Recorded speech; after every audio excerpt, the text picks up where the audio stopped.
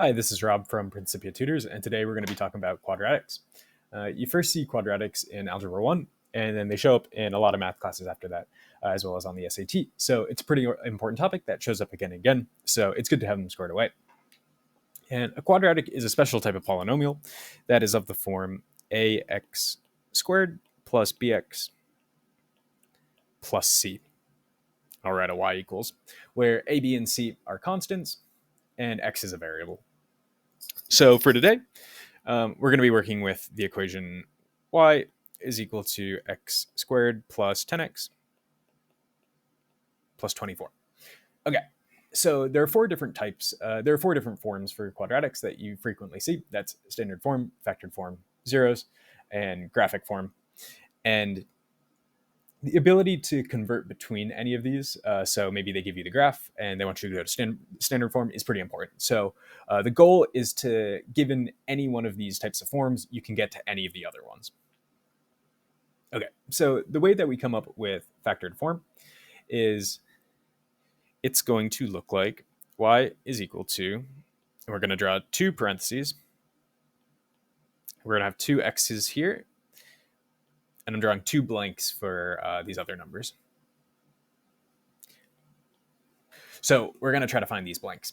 And the way that we find these blanks is we need to think of two numbers that multiply to 24 and add up to 10.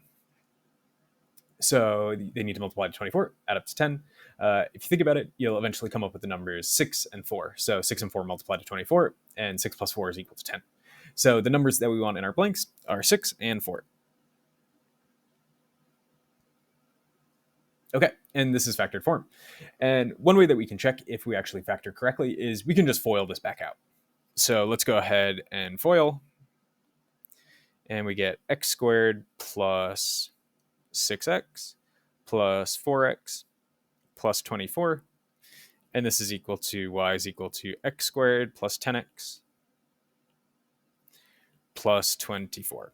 So you can see we got the same thing in standard form by expanding our factored form, which means we actually factored correctly.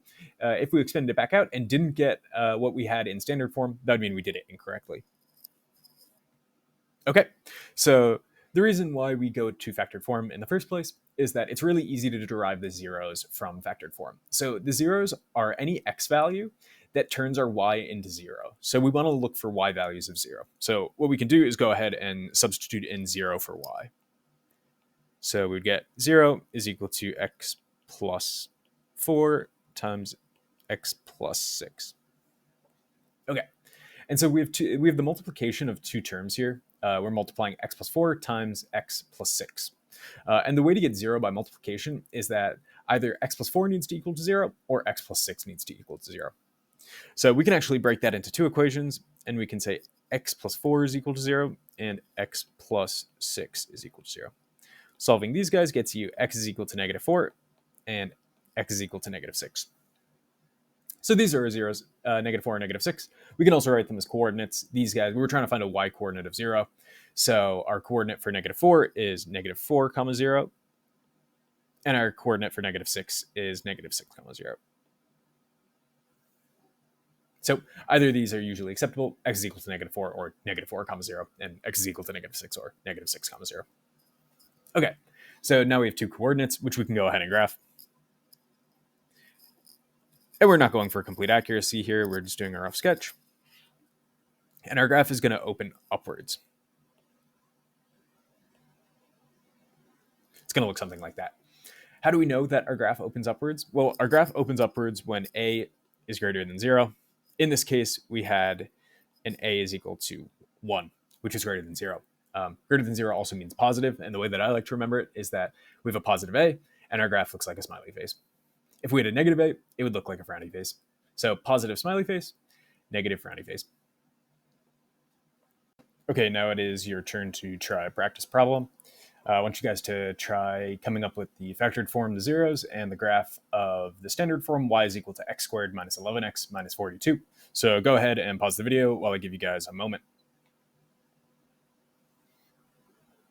Okay, if you did it correctly, you would have found that negative 14 and 3 multiply to negative 42, and negative 14 plus 3 is equal to negative 11. So negative 14 and 3 are our numbers. And to get to the factored form, we set y is equal to 2 sets of parentheses. It would put an x on the left, and then we just write in our numbers. So negative 14 and positive 3.